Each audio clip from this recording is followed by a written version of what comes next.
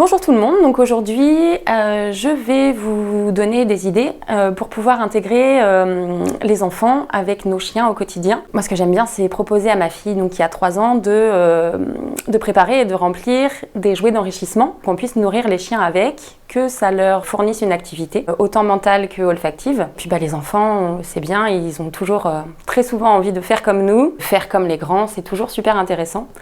Donc Mila va m'aider à préparer des jouets pour Scat.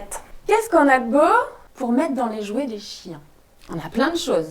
On a des petites lamelles d'oreilles de cochon. On a des croquettes, ça.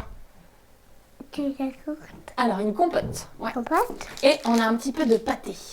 Je propose qu'on mélange un peu de croquettes, un peu de pâté et qu'on mette dans le Kong. T'es ok? Ouais? Allez, vas-y. Prends des croquettes, mets dans la gamelle.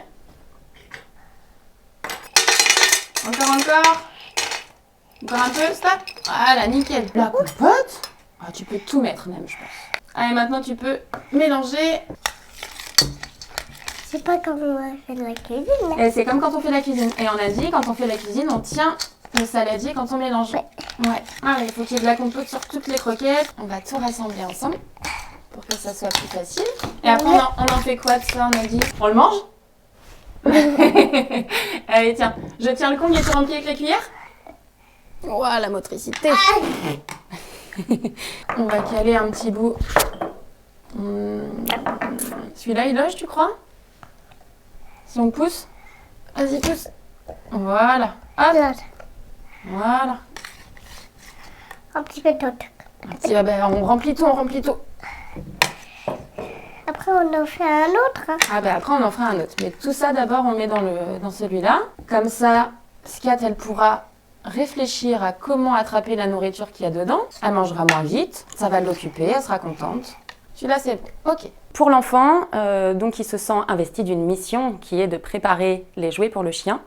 Ça va leur faire travailler la motricité aussi pour pouvoir remplir le jouet. C'est rigolo parce que ça ressemble un peu à de la cuisine quand on mélange et tout ça. Et puis, ils se sentent importants pour le chien. Donc, on a dit les croquettes là-dedans. Et après, il faut les coincer dedans. Je t'aide? Je peux? Tu peux m'aider. Et là, comme ça, il y a la ration entière de croquettes. Celle-là aussi, elle est prête. On remplit celui-là maintenant? Ouais. Allez, on dévisse. Prends ces petites croquettes, tu les mets dedans. Voilà, super. On va essayer de refermer. Travail de précision.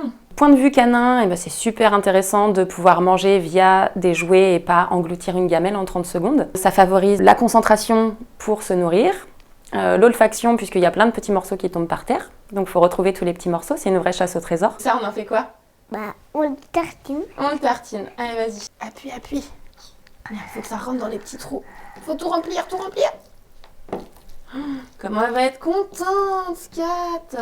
L'enfant est associé à quelque chose de super positif, parce que la nourriture, c'est quand même basique et important pour les animaux. Si on propose ces jouets d'enrichissement à l'extérieur, on peut en profiter, nous aussi, pour être dehors avec l'enfant, et puis pouvoir faire nos petites activités à côté, pendant que le chien est tranquille, en train de s'occuper avec ses affaires. Pour le chien, ça fait une association positive aussi. On peut bouger un peu plus tranquillement à l'extérieur, pendant que le chien s'occupe, et que nous aussi, de notre côté. Donc ça permet que chacun ait ses moments de son côté, mais ensemble en même temps, dans le calme et la bonne humeur pour tout le monde. Merci à tous d'avoir regardé et suivi cette vidéo, et puis je vous dis à bientôt.